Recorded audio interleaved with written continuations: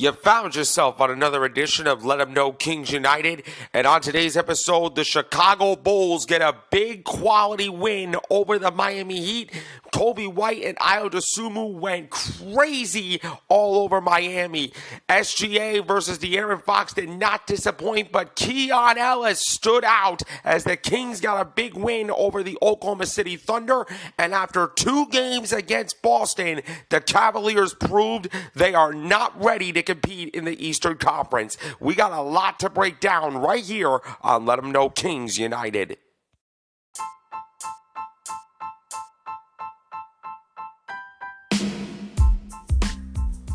And now, ladies and gentlemen, it is that time for the post-game reaction podcast of the Cleveland Cavaliers, Sacramento Kings, and the Chicago Bulls. This is Let 'Em Know Kings United.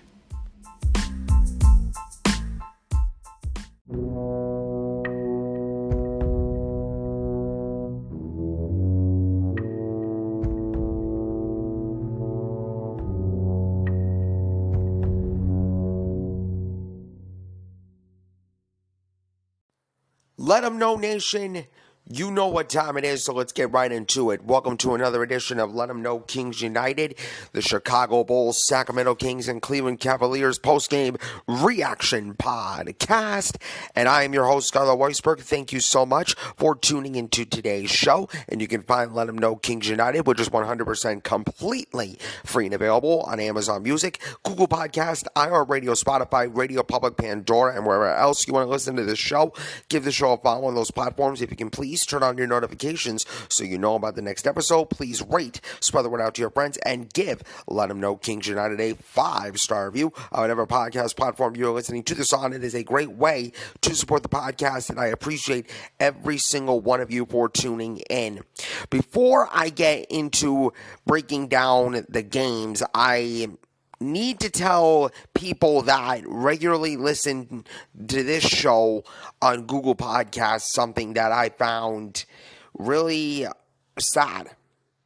And that is that I believe it was on April of 2024, Google Podcasts will no longer be available, but there is an option for you if you already subscribed to this show on Google Podcasts. YouTube Music will have exclusive rights to Google Podcasts going forward. So if you are a Google Podcast listener, you got until April of 2024 to export your subscriptions to any podcast you have, hopefully including this show, to YouTube Music. That way you will still be able to listen to this show, but just on a different platform, all right? Now, with that being said, I cannot be as loud or as energetic as I normally am because I am actually recording this from my second studio at my dad's condo in Gillette, so I'm gonna try to be calm and quiet during this show. So if you don't hear any passion from me, that's why. Now, with that being said, with all that taken care of, let's get right into talking about these games. And I want to start with the biggest disappointment, or the biggest disappointing team that I have seen in a really, really long time. And of course, I'm talking about the Cleveland Cavaliers, aka the Cleveland Cavaliers that were my favorite team, but now they are my former favorite team, as the Boston Celtics beat the Cavs 116-107. They are now 12-0 at TD Garden in Boston, while the Cleveland Cavaliers got beat by Boston not once, but twice. Facing the Cavaliers for the second consecutive game after a victory on Tuesday, Boston won for the 6th time in 7 games overall. Let's just face it. I want to give the kudos to the Boston Celtics, and here's why. After a game 1 on Tuesday night where the Cleveland Cavaliers went off to have one of the best first quarter starts, excuse me for a sec,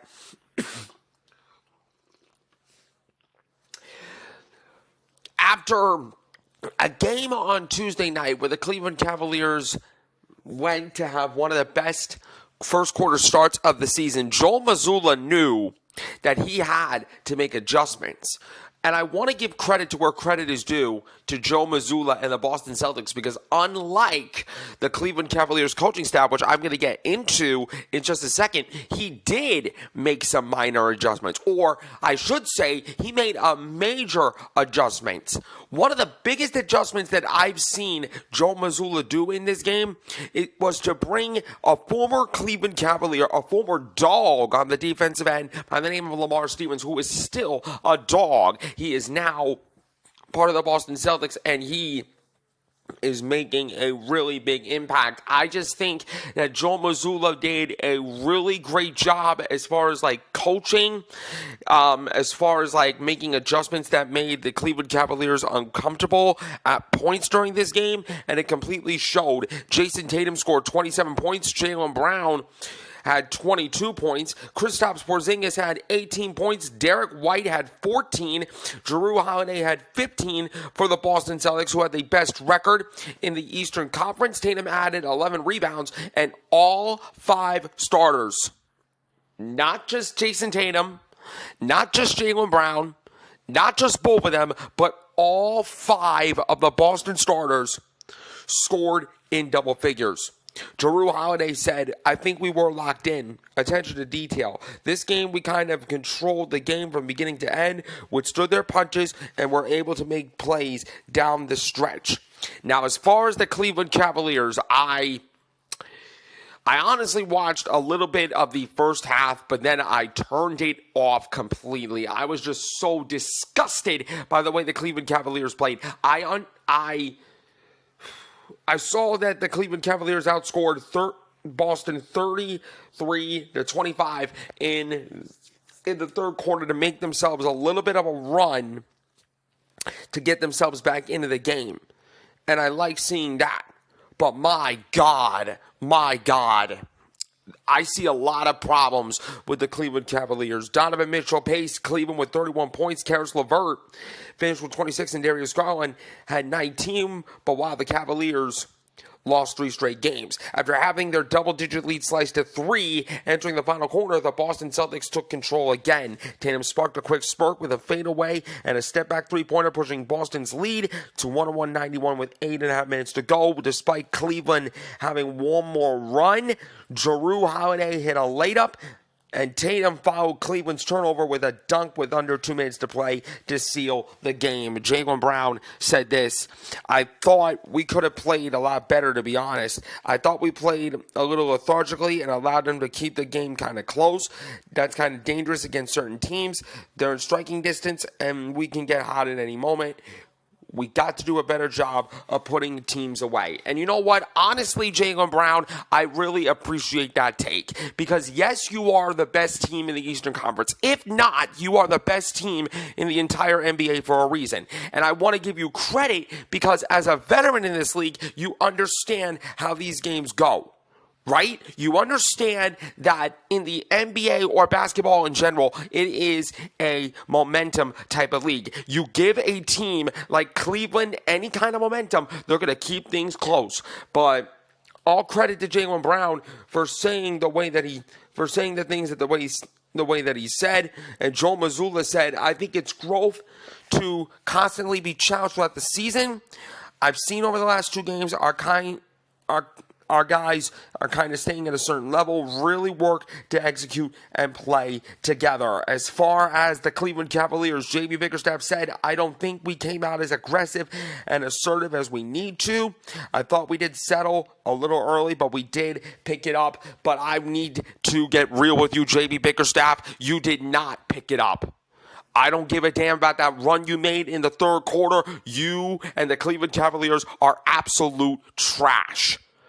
It is an absolute joke that the Cleveland Cavaliers have zero identity right now. None.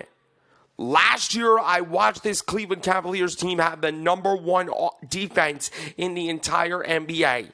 Last year, our identity was scoring in the paint, physical defense, making teams work for their shots. This year, I see little to no identity for Cleveland. I mean, sure, Donovan Mitchell is still there, but my God, the biggest mistake that you guys made during the offseason was getting rid of Lamar Stevens. I mean, I should have known. I should have seen the light at the end of the tunnel after the New York Knicks basically humbled the Cleveland Cavaliers in the playoffs last year. I was watching that series hoping by some miracle the Cleveland Cavaliers could come back. But I knew something was up with the Cleveland Cavaliers. Something was up with them. I couldn't put my finger on it, but right now, we are definitely exposed. I don't know if it's roster construction. I don't know if it's a scheming issue as far as the offensive end. I don't know if it's a lack of leadership. It's definitely a lack of coaching. It's definitely a lack of preparation to a certain extent, because let me go in on this. Luke Walton, Dave Yeager, JB Bickerstaff, Sidney Lowe, basically the entire coaching staff for Cleveland. You have no idea how to prep for games. You have no idea how to get guys prepared. You don't understand what a scouting report is. You don't know how to read a scouting report. You don't know how to scout your opponents. Basically, you got out-coached not once, but twice against Boston. It's ridiculous. It is absolutely ridiculous. It is embarrassing, and I do not like going off on this. I don't like going off on Cleveland, but you know what? In some situations, I have to do it. I have to do it because I need to be honest.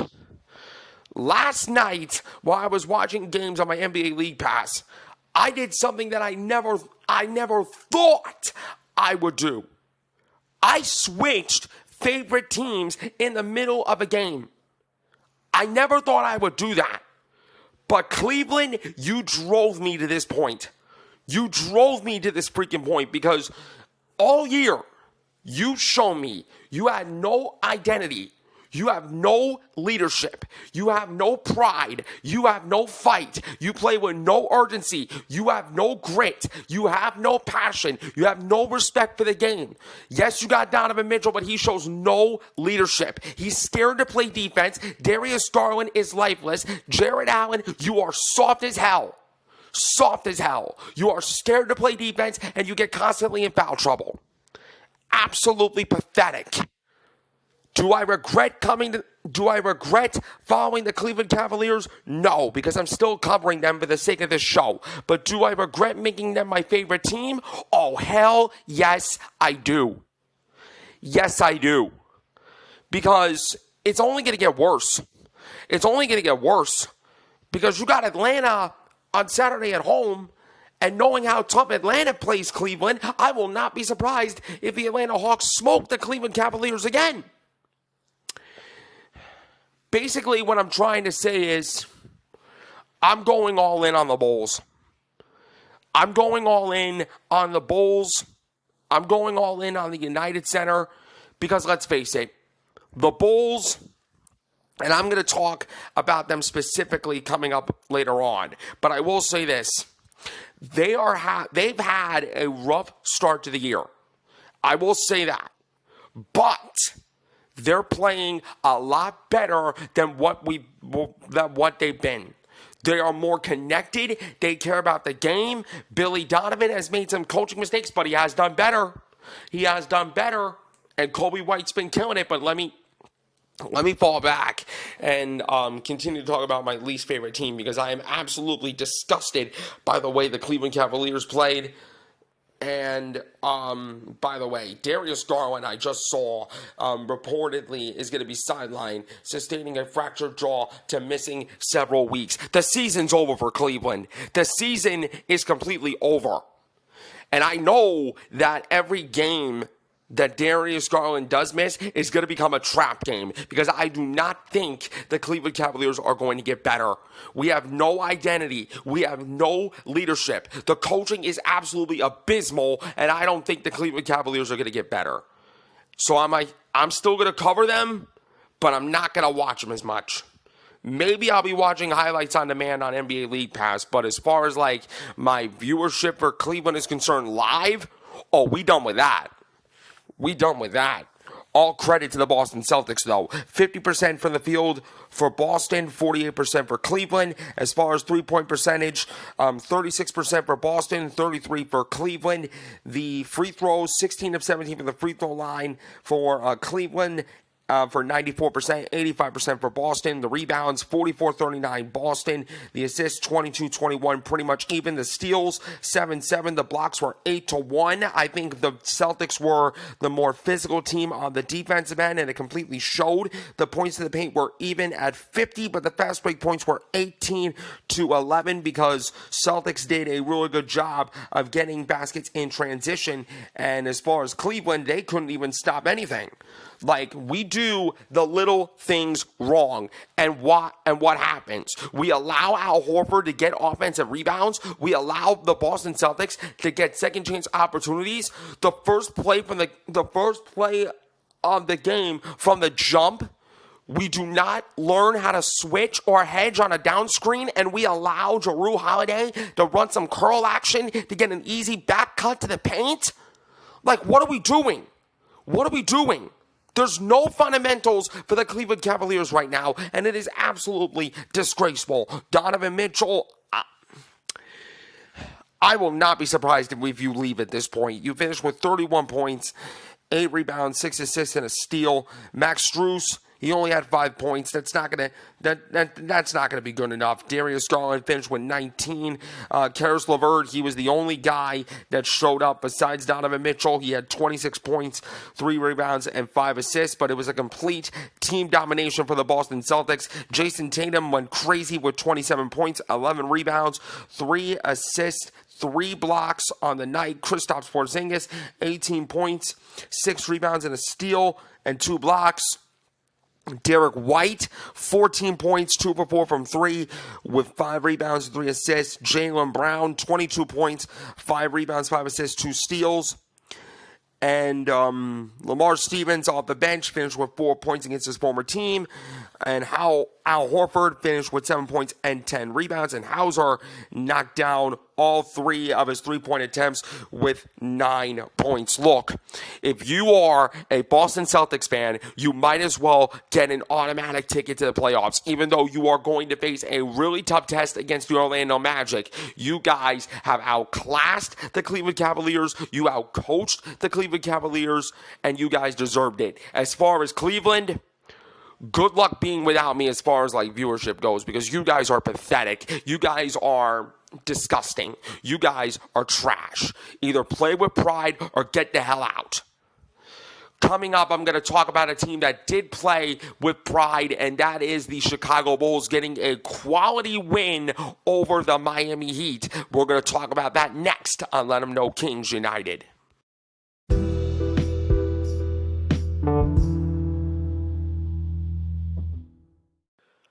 Welcome back, everybody, to Let 'Em Know Kings United. Before I talk about the Chicago Bulls, I left out one critical point of venting that I want to get off my chest real quickly about the Cleveland Cavaliers. I have never been this disappointed in a Cavalier team in all my life. You guys are not ready. I don't care about how you got Donovan Mitchell via trade 2 years ago. You proved to me that you are not ready. You proved to me that you have no pride. You proved to me that you have no heart. Not a single ounce of passion out there. You guys are clearly pretenders. And coaching is part of it, but it's up to you guys. The players need to be held accountable to a certain standard. The coaches cannot do it. As much as I hate JB Bickerstaff, he can't do it. Each and every single one of the Cavalier players need to look themselves in the mirror and say, how can I get better? Because right now, while the Celtics and the Magic, among others, are clearly getting better. Hell, you can even say that the Indiana Pacers are getting better. Cleveland is getting worse, and it's going to be only a matter of time until my point is proven right. Now that I got all my venting from the Cleveland Cavaliers out of the way, I want to talk about the Chicago Bulls, because the Chicago Bulls started the night by doing something that franchise hasn't seen since the Michael Jordan era. They ended up doing something that not even Jordan's great teams ever did. They started out the game with a 33-8 run, and they clearly set the tone. And the Bulls just made the Miami Heat try in vain to catch them the rest of the way, as the Chicago Bulls set the tone and wire to wire took complete control of the Miami Heat, as the Bulls defeated the Miami Heat by a final score of 124-116. And I gotta give it to you straight, that was a quality big boy win by the Chicago Bulls. A quality win because the Miami Heat were coming into this game completely shorthanded. They were missing Tyler Hero. They were missing Highsmith. They were missing Bam Adebayo. They were missing a lot of key guys. But I knew after the 33-8 run that the Chicago Bulls had to start the game that Heat came back and made it completely interesting in the second quarter. I wasn't surprised by this. I knew that the Miami Heat would make a comeback. I knew the Heat would respond to that sucker punch by making a sucker punch of their own, because I want to say about the Miami Heat is they are a well-coached team, and Erik Spoelstra has got the Miami Heat clicking on all cylinders. That is part of the Heat culture that Erik Spoelstra and the Miami Heat preach about so much. But it was about the Chicago Bulls and the way that they played all night long against Miami. More particularly, the play of Coby White and Ayo Dosunmu, because both of those guys went absolutely crazy. One night it was Coby White and DeMar DeRozan getting crazy. The other night it was Coby White and Ayo Dosunmu getting crazy. I was a little nervous though. I was a little nervous because with no Alex Caruso, he left at the end of the first quarter due to an ankle injury, which I think it was a complete accident. A complete accident by Nikola Vucevic. But it's hard to see a player like Alex Caruso being re-injured again after just coming back from an injury. Really hard to see. But you know what? The Chicago Bulls never wavered. And that's what really impressed me about this win. Even though the Miami Heat were going to respond to the gut punch, the Heat responded. The Bulls never broke. The Bulls stayed composed. The Bulls stayed connected. The Bulls stayed together. And you know what? I'm going to call it what it is. This is a really good win. Not a signature win for the Chicago Bulls, though, but it is a really, really good win. Actually, it is a great win. Billy Donovan said really pleased the way they came out, and I was really pleased too. I was actually shocked. I was actually shocked that we started this game on a 33-8 run, but then I had a little bit of an epiphany. I had a little flashback to when the Miami Heat came into the United Center and just smoked us after a 20-1 run. Could you say it was a little taste of their own medicine?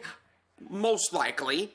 Most likely the Chicago Bulls remembered that night and they said, you know what, let's get their get back. Let's give the Miami Heat a little taste of their own medicine, of what they did to us. And that is exactly what they did. Coby White finished with 26 points and Ayo Dosunmu dropped 24. The 25-point lead in the first quarter was the biggest by the Chicago Bulls since Jordan and the Bulls led Golden State by 27 in the opening period of a game back on January 31st, 1997. And the final scoring numbers, 4 players with at least 23 points, was something that no Bulls team has ever done since 1969. Kyle Lowry quickly gave the Chicago Bulls a lot of credit. They made a lot of shots.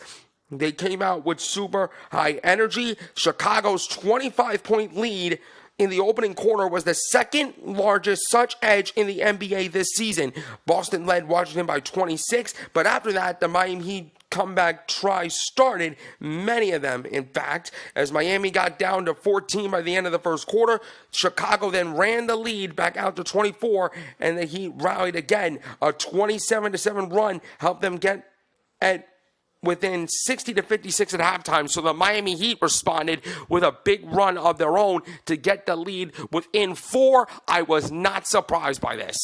I was not surprised. I said to one of my best friends, aka my girl who she and I are going to make the Chicago Bulls our home going forward, I said to her that we couldn't let up. And you know what?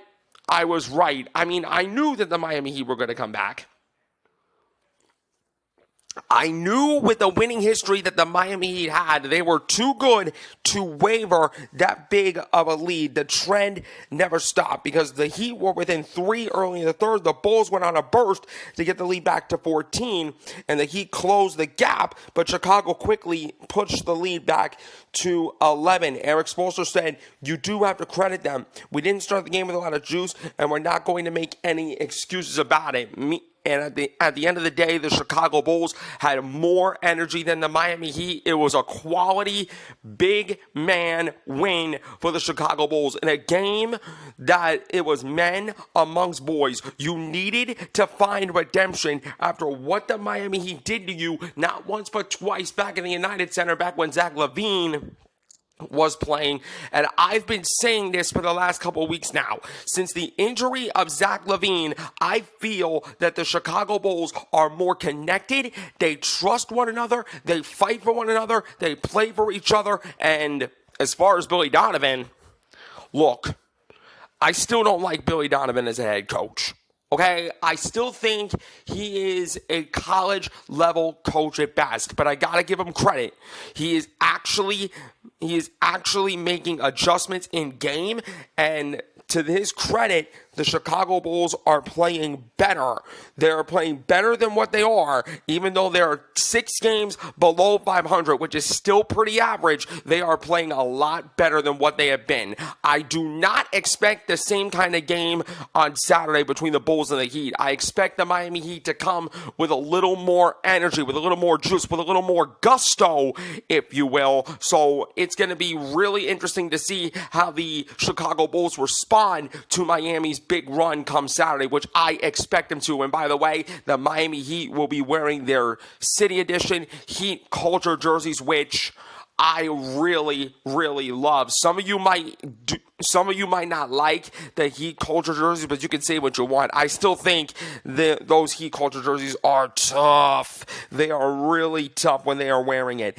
Miami was very shorthanded in this game. They were without Bam Adebayo with a hip, Josh Richardson with back spasms, Hayward Highsmith with a back, and Tyler Hero with an ankle. But Hero, who has missed 17 consecutive games, said he could return as early as Monday's game against the Timberwolves that will end a 4-game Heat homestand. So that is a big-time return for the Miami Heat. As far as the Chicago Bulls, Alex Caruso returned to the lineup and then quickly departed again with another injury. Caruso had missed the Bulls' last 2 games with a sprained left ankle. He started Thursday and had 6 quick points, then got tangled with Nikola Vucevic just 4 minutes and 45 seconds into the game and hurt that same ankle. He went to the locker room for evaluation and was ruled out for the rest of the game. Billy Donovan said, "I don't want to say he injured it the same way, but the injury that he was dealing with his foot, it's the same spot." Very unfortunate for the Chicago Bulls with no Alex Caruso the rest of the game. But there was a part of me that was a little nervous. I'm not going to lie. A part of me was extremely nervous because normally without Alex Caruso, the Chicago Bulls would tend to lose their energy. They would tend to lose their system. They would potentially lose their focus. But to Kobe White's credit, to Ayo Dosunmu's credit, to Nikola Vucevic's credit, and to the Chicago Bulls' credit, they never wavered. They never wavered. They stayed together. They stayed connected. And you know what? They got themselves a quality win against a really good Miami Heat team. Could it potentially a season-changing win for the Chicago Bulls? Maybe. But it is a quality win nonetheless for the Bulls, and I am really, really proud of how Chicago played. They shot 48% for the field. Miami shot 46%. The three-point percentage, the Bulls continue to shoot hot. They shot 38% from three, 39% arguably, 44% from three-point for the Miami Heat. The rebounds, 43-42 in favor of the Bulls. The assist numbers, 32-26 in favor of the Bulls. Steals, 8-2 in favor of the Bulls. The blocks, 2-1 in favor of the Bulls. The Chicago Bulls only committed 5 turnovers throughout the game, while the Miami Heat committed 11 of them, allowing 17 points off turnovers, while the Bulls only limited 5. The fast break points, 16-15 in favor of the Heat, but the points in the paint, 52-38 in favor of the Bulls. I feel that the Bulls did an amazing job of getting inside for the baskets when Alex Caruso was out of the game. Like I said, Caruso only played 5 minutes in this game, but he had 6 points. He was 2 for 3 from 3 with an assist. And Kobe White, he continues to go absolutely crazy. I think, to me, he's not only the most improved player of the year, but I think he's an NBA All-Star caliber player. He finished with 26 points, 11 assists on the day with 7 rebounds, and he also had a steal. Ayo Dosunmu, his best game as a Chicago Bull, 24 points, 8 rebounds, 5 assists, and a steal after pulling a Tony Snell early on in the season against the Denver Nuggets, I believe. I think the Nuggets or the Bucks game was the Tony Snell game for Ayo Dosunmu. Patrick Williams only had 9 points, but he was 2 for 5 from 3. He had 2 rebounds, 3 assists, 2 steals, and 2 big-time blocks. DeMar DeRozan, Compton's in the house. He finished with 23 points, 5 rebounds, and 4 assists. Nikola Vucevic is starting to find his rhythm. 26 points, 11 assists, 24 points, with 7 assists, 12 rebounds, and 2 big-time steals. As far as the Miami Heat, Jimmy Butler did what he could. He finished with 20 points, 7 rebounds, 7 assists on the night. Kyle Lowry, 17 points. He was 4 for 9 from 3 with 3 rebounds and 3 assists. Off the bench, Jaquez Jr. is an absolute stud. He finished with 22 points, 4 rebounds, and 4 assists. But again, it was a quality win for the Chicago Bulls against the shorthanded Miami Heat. I do expect the Miami Heat to make some adjustments and come out strong come Saturday, but I think the Bulls will be ready for it, and if they beat the Miami Heat 2 times and salvage a regular season series split against the Miami Heat, that will not only be huge for the Chicago Bulls as a team, but I think it will be huge for the confidence of the Bulls as the season rolls along. Coming up next, it was an entertaining battle between the Oklahoma City Thunder and Sacramento Kings as SGA and De'Aaron Fox went toe-to-toe, but a two-way role player stole the show? Who had that in their bingo card? I'm going to talk about who was the MVP of the night coming up next. I'll let them know Kings United.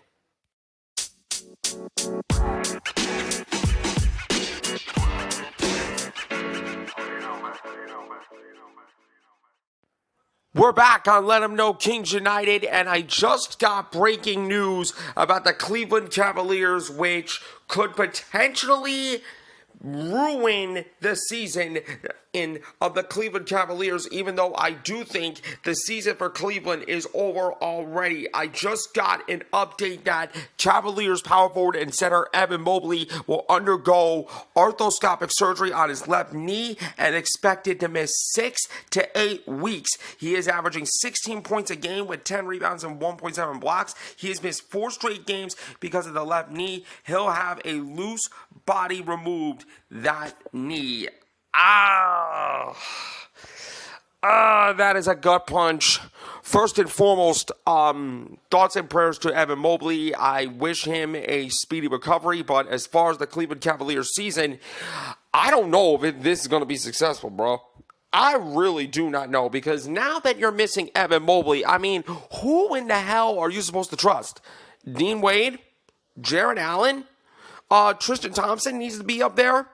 I mean, my God, it just goes from bad to worse for Cleveland. But I do want to talk about the game of the night last night, and that was in one corner, Shai Gilgeous-Alexander and the OKC Thunder, who, by the way, are staying in Oklahoma City till 2052 to a new arena vote that has been passed. Congratulations to the Oklahoma City Thunder, and congratulations to the state of Oklahoma and the Thunder fans for receiving this news. I feel absolutely happy for you guys as a Kings fan myself. But in the other corner, it featured first name De'Aaron, last name him, missed the fourth quarter, De'Aaron Fox and the Sacramento Kings, and both of them dropped a 40-piece wing bundle with a side of blue cheese dressing and French fries. I don't know how I came up with that. I think it was the inner Mark Jones in me. But anyway, the Sacramento Kings beat the Oklahoma City Thunder by a final score of 128 to 123. De'Aaron Fox, he scored 41 points on the night, and OKC wasted a stellar performance by Shai Gilgeous-Alexander, who finished with 43 points, 9 assists, and 6 rebounds. By the way, it was a very entertaining game. As soon as I saw this game on the schedule, I was like, I better grab some popcorn. I better grab some snacks. Hell, maybe a late night cup of coffee. I don't know, because this game was going to blow the roof off of the NBA landscape and blow the roof off of the Golden One Center. And that was exactly what this game did. Both teams came out firing, especially Shai Gilgeous-Alexander and De'Aaron Fox. I mean, are you kidding me? These two guys are going to be in the MVP conversation for years to come. You can argue that both of these guys are MVP caliber right now. I mean, if De'Aaron Fox is not in your MVP conversation, I don't know where the hell you get your information. I don't know what you're doing with your life. I don't know if you watched a single ounce a game of basketball, but what I do know is De'Aaron Fox has been absolutely balling, and it was the third 40-point performance for Mr. Fox Force 5, who also had 7 assists and 3 rebounds while shooting 14 to 25 from the field.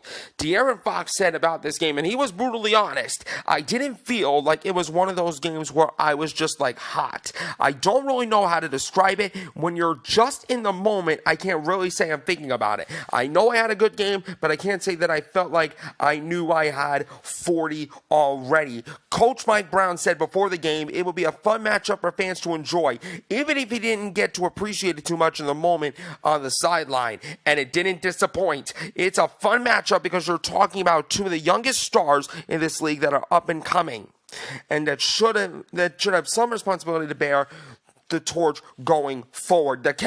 The Kings, who were coming off an embarrassing 119-99 loss at the hands of the LA Clippers on Tuesday, have won 8 in a row over the Oklahoma City Thunder. At this point, if you are the Oklahoma City Thunder, and if you are an OKC Thunder fan, I know my brother is an Oklahoma City Thunder fan, so Jake, I'm sorry if you are listening to this, but as far as the Kings go, it's death, taxes, and they defeat the Oklahoma City Thunder. I don't care how much talent the Oklahoma City Thunder does, bro. It doesn't matter. The Kings are better than the Oklahoma City Thunder, and it's not even close. But Malik Monk, I cannot say enough how big this man is. He dropped 18 points. If this man is not in your 6th Man of the Year conversation, and there are some worthy contenders. Tim Hardaway Jr. from the Dallas Mavericks is a contender. Emmanuel Quickley from the Knicks, definitely a contender. AR-15, I'm him. Austin Reeves, definite contender for 6th Man of the Year. But right now, give the award to Malik Monk right now. If you don't know what Malik Monk is doing, let me educate you.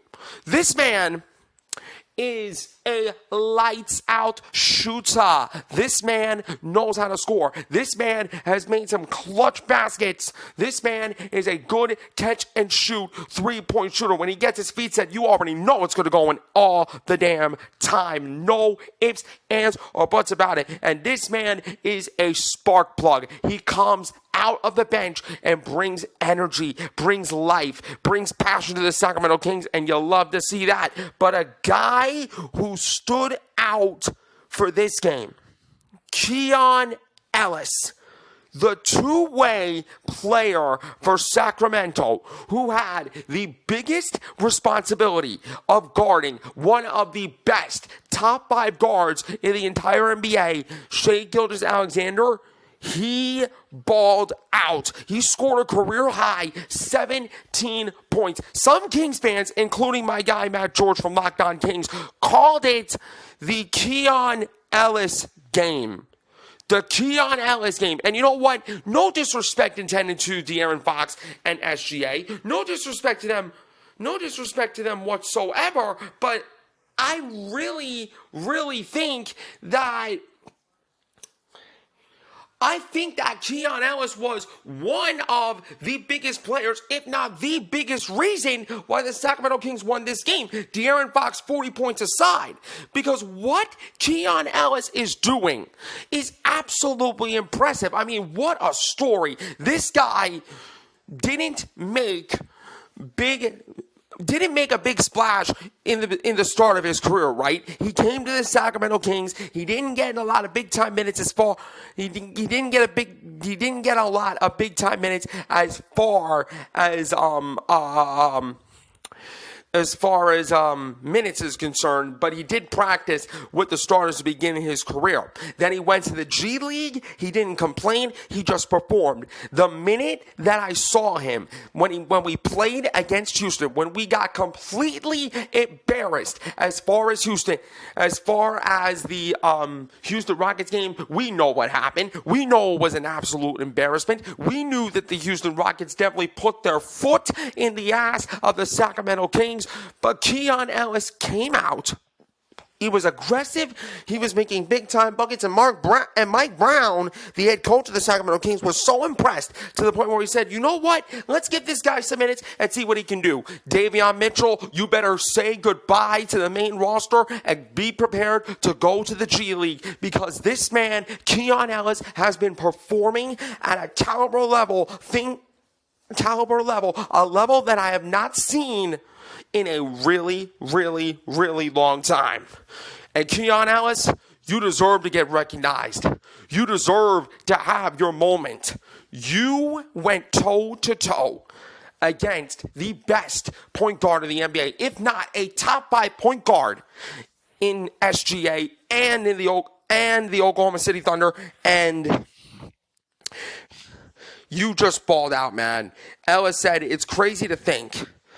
Always the dream was just to make it to the NBA. But now everything that's happening, it's just kind of wild to think of. The undrafted free agent who played sparingly last year had a breakout game. The 23-year-old guard was 5 of 7 from three-point range and closed out the game with the starters. The Thunder have won 4 out of 5 coming in. And despite the loss, head coach Mark Daigneault was proud of his team for executing when the shots weren't falling at first, and took solace in putting within a possession late in the game. I thought the last 4 or 5 minutes we did a tremendous job in the end of the floor. Just executing, understanding what we're trying to get done, taking what the defense gave us. He added the team's attacks were much improved. He also said, even in a loss, I think we can take that as a step forward in that area of the game. Sacramento shot better than 50% from the floor in the first half, but OKC stayed in the game with help from SGA's 20 points, and by getting to the foul line, making a 15 of 7 attempts. I do want to say, though, the officiating crew of that game was absolute garbage. They were calling every single goddamn thing against the Oklahoma City Thunder, and they were not getting us any calls. I mean, De'Aaron Fox was getting fouled. Absolutely no call. A lot of Kings got fouled. Absolutely no calls against them. They call it for one way, and you don't call it for Sacramento? Like, are you kidding me? Like, are you kidding me? Where is the integrity that the officials have, huh? That was disgusting. And by the way, De'Aaron Fox got a technical foul. I don't blame him for getting a technical foul. If you're not getting calls that you're supposed to have, I would be mad too. Disgusting by the officials in this game. I don't know who officiated the game, but it was absolutely disgusting. It was absolutely disgusting that the refs, honestly, in my opinion, they didn't want the Cavaliers to win. They didn't want the Kings to win. Kevin Cutler, Brent Nansel, and Tyler Ford, did you guys get paid by the Oklahoma City Thunder? Because I think that's what happened. You wanted to call for every call for OKC, but you didn't call the game fairly to the Sacramento Kings.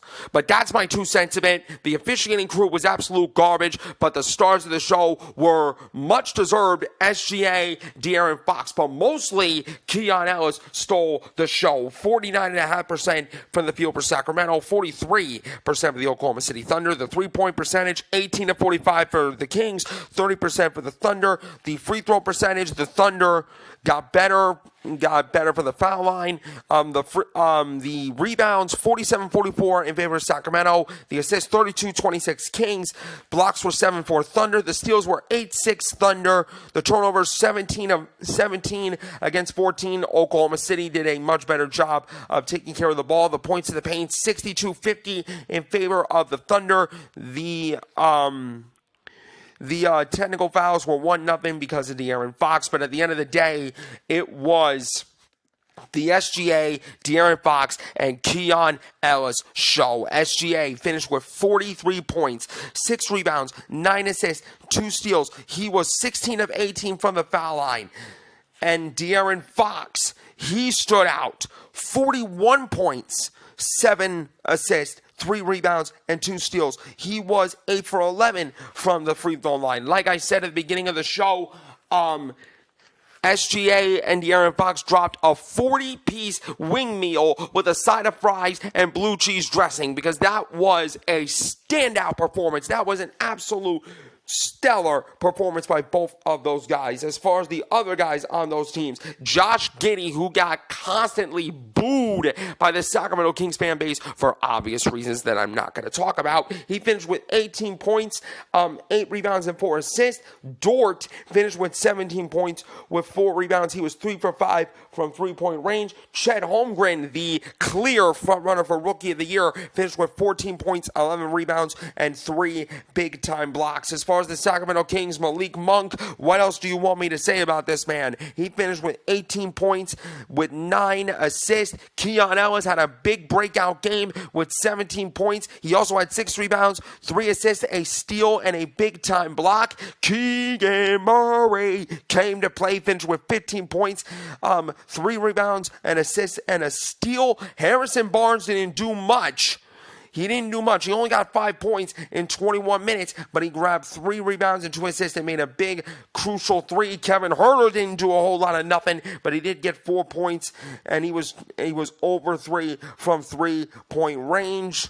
And look, for Sacramento to get a win against the Oklahoma City Thunder to start a really long homestand, I am really, really proud to see the Sacramento Kings getting a win. It was a good win. It was a very entertaining game, to say the least. SGA, De'Aaron Fox, Keon Ellis, take a bow because it was exciting to watch, and I love to see talented matchups. I love to see when star players go at it, and I'm looking forward to seeing this again because I think the Kings and the Thunder play 2 more times, February 11th and April 9th, both of them in Oklahoma City. I am really excited to see those 2 teams go at it again. That's going to do it for today's edition of Let 'Em Know Kings United. You can find this show on Amazon Music, Google Podcast, iHeartRadio, Spotify, Radio Public, Pandora, and wherever else you want to listen to this show. Give the show a follow on those platforms. Turn on your notifications so you know about the next episode. Please rate, spread the word out to your friends, and give Let 'Em Know Kings United a 5-star review on whatever podcast platform you're listening to this on. I am your host, Skylar Weisberg. Thank you for tuning in, and I will see you next time for another edition of Let 'Em Know Kings United.